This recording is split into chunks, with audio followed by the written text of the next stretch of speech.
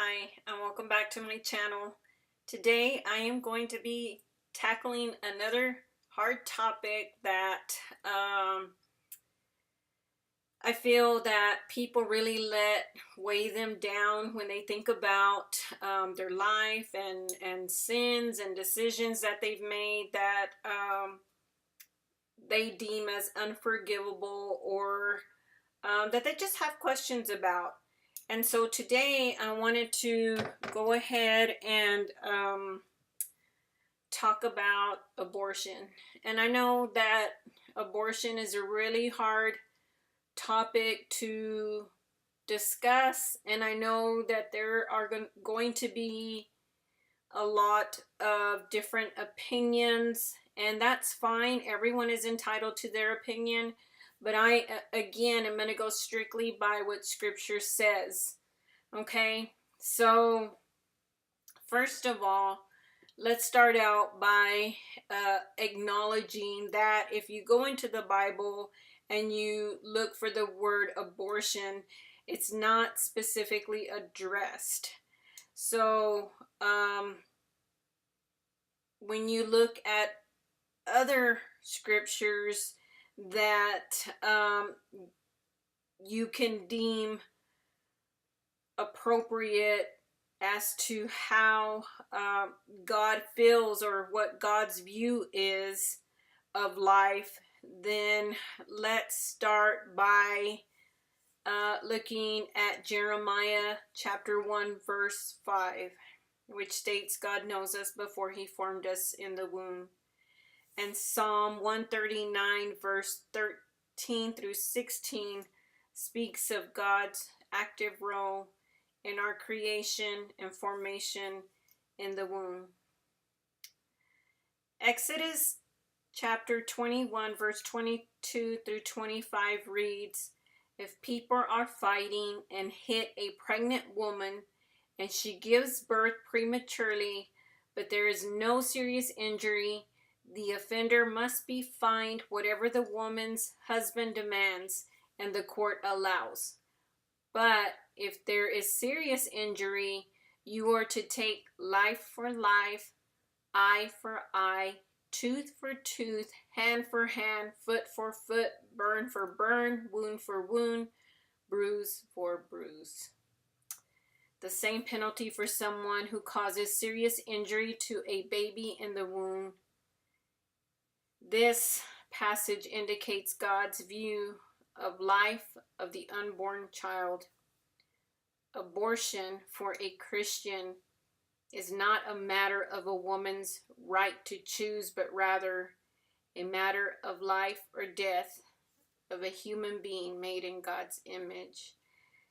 Genesis chapter 1 verse 26 through 27 and Genesis chapter 9 verse 6 speaks of this matter. So when we think about abortion, a lot of times people think about two of the main obstacles when a woman is impregnated, either by an abuser, family incest, or a mother's health, or the risk of her own life should she go on with the pregnancy. First, let's just acknowledge that we serve a mighty God, and he is the giver as well as the taker of life. We have to trust in the path set before us and know that if God's plan and will is to take us, then he has ordained our beginning and our end. More importantly, we know that all things are possible through him, regardless of what the medical reports state. And the latter, we have to ask ourselves, in the case of rape, do two wrongs make a right?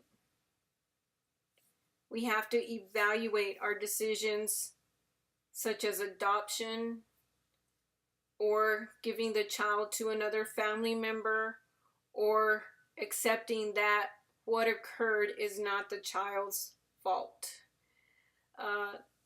Knowing that the unborn child is not at fault for the evil deeds of its father, we can then form a relationship with the child that will allow it to be born and to have a place in your heart where you can love them unconditionally and know that they are just an innocent bystander to the evil in this world. We have to acknowledge that we live in a fallen world, and kids are not, they're not to be blamed for things that adults do. And we have to always remember that and take that stance. In both instances, or in all instances, we must acknowledge we serve God, and we serve a God who is a God of miracles. And he can preserve the life of a mother and a child despite any odds, should abortion be an option because of health reasons. Any couple facing this extremely difficult situation should pray to the Lord for wisdom as to what he would have them to do.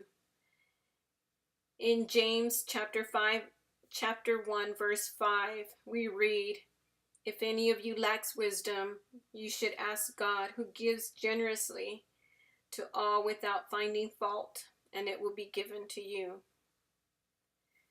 For those who have had an abortion, remember that the sin of abortion is no less forgivable than any other sin. Through faith in Christ, all sins can be forgiven. And we look at John chapter 3, verse 16, Romans chapter 8, verse 1, Colossians chapter 1, verse 14.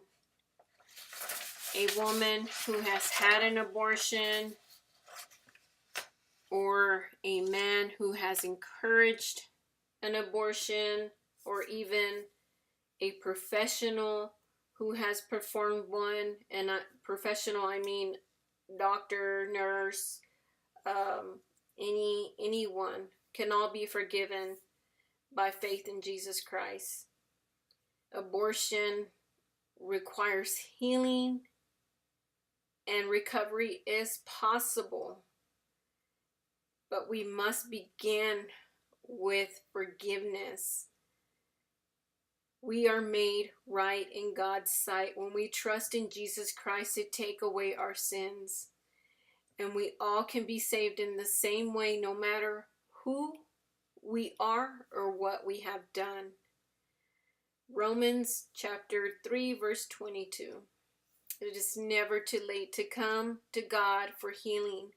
There is nothing we can do that is so bad that is unforgivable, even abortion.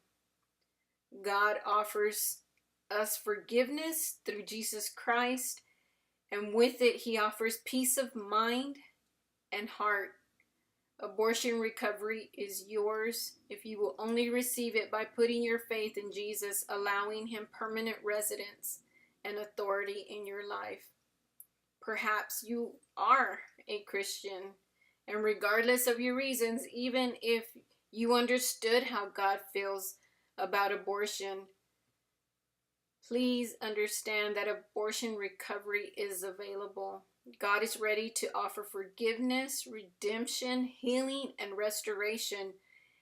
Yes, having an abortion was wrong. It was taking a life, but it is not unforgivable. The Bible says that there is no condemnation for those who belong to Jesus Christ. Romans chapter 8, verse 1. And so when we confess our sins to him, he freely forgives. 1 John chapter 1 verse 9. This is not because we deserve forgiveness, but because of the loving nature of our Lord.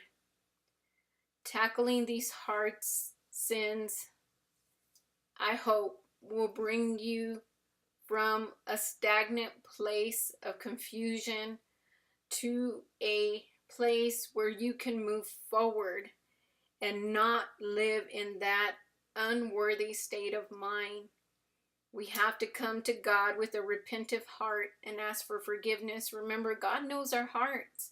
He knows if we're being sincere. He knows if we're remorseful. He knows if we are repenting, or if we're just simply saying it just to, I don't know why anybody would just sit there and ask for forgiveness if it didn't come from the heart. And so I just wanted you to really know and understand that, you know, abortion is a sin just like any other sin, just like a lie. And, you know, it is the taking of a life, and some people can see it to a different degree. But regardless of the weight on the scale, just know that it is something that God can forgive you for. It is something that you can repent of. It's something that you can confess and be remorseful for, and to never do it again. Remember, God said, I condemn you no more to the prostitute. But he did tell her, go and sin no more. And so we have to make the decision to not be in the state of mind that we are going to come to Christ, accept that forgiveness, and then go and do it again. With any sin, we have to flee from it. And so I hope that today I was able to reach you and reach your heart. And there are a lot of sins out there that can make you feel like there's no way that God can look at me and accept me and love me.